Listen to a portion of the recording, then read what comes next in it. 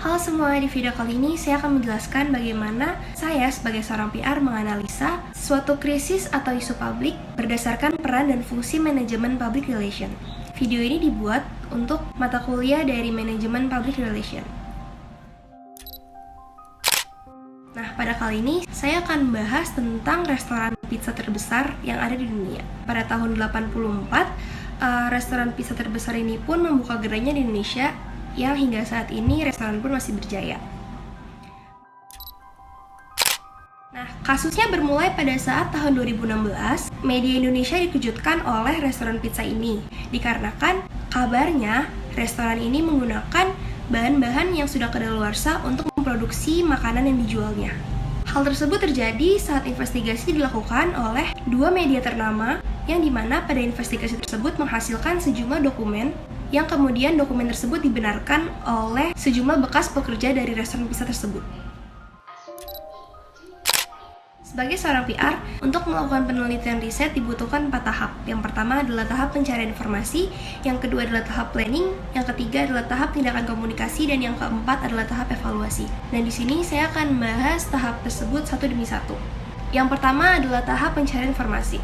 Pada saat tahap pencarian informasi ini, dibutuhkan data yang valid dan juga sesuai fakta untuk memperoleh data. Nah, informasi yang saya dapatkan terkait kasus ini adalah restoran pizza ini telah menggunakan bahan-bahan yang telah kadaluarsa untuk memproduksi makanan yang dijualnya. Berita tersebut diawali dari investigasi yang dilakukan oleh dua media. Kedua media tersebut menjelaskan sekitarnya ada 14 jenis bahan makanan yang telah usang dan dipakai oleh restoran ini selama kurang lebih 3 tahun lamanya. Jadi bahan makanan yang telah digunakan itu ternyata sudah lewat dari 6 bulan sejak tanggal kadaluarsa yang tercantum di dalam kemasan bahan makanan tersebut. Dikutip dari BBC Indonesia, suatu hari ia dikagetkan oleh adanya beberapa galon berisi saus tempura dengan stiker yang menandakan perpanjangan masa simpan. Ini bukan hal yang wajar.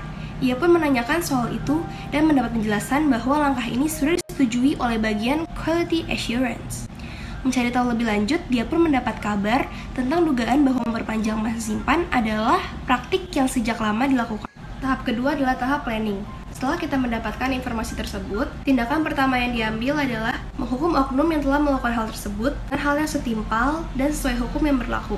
Langkah selanjutnya adalah restoran pizza ini membuat sebuah klarifikasi terhadap pemberitaan yang telah beredar di media serta mengadakan press release. Untuk lebih mengklarifikasi lebih jelas lagi, restoran ini pun mengadakan seminar gizi dan kesehatan, di mana seminar tersebut bekerja sama dengan seorang ahli gizi yang merupakan profesor dan juga merupakan ketua umum pergizian dan pangan di Indonesia. Selanjutnya adalah media factory visit. Media factory visit ini dilakukan dengan kerjasama oleh influencer-influencer yang diharapkan dapat menjangkau masyarakat lebih luas lagi agar masyarakat pun dapat mendapatkan informasi mengenai kasus ini. Tahap yang terakhir adalah tahap evaluasi.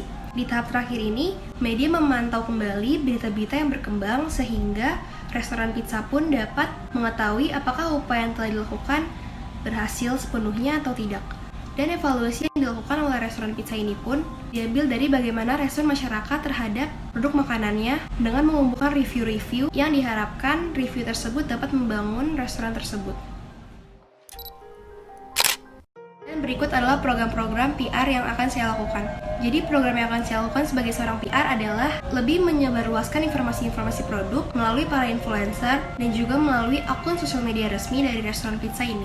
Karena di dalam media sosial, kita dapat lebih menjangkau masyarakat dengan cara sharing ilmu-ilmu tentang gizi. Sebagai contoh, kita dapat men-sharing apa saja bahan-bahan segar yang dapat dipakai dalam pembuatan pizza, segala jenis saus, keju, dan lain-lain.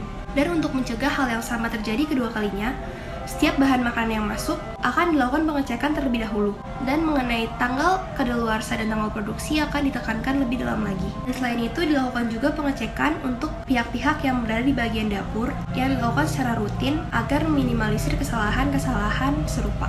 Sekian dari video saya, terima kasih.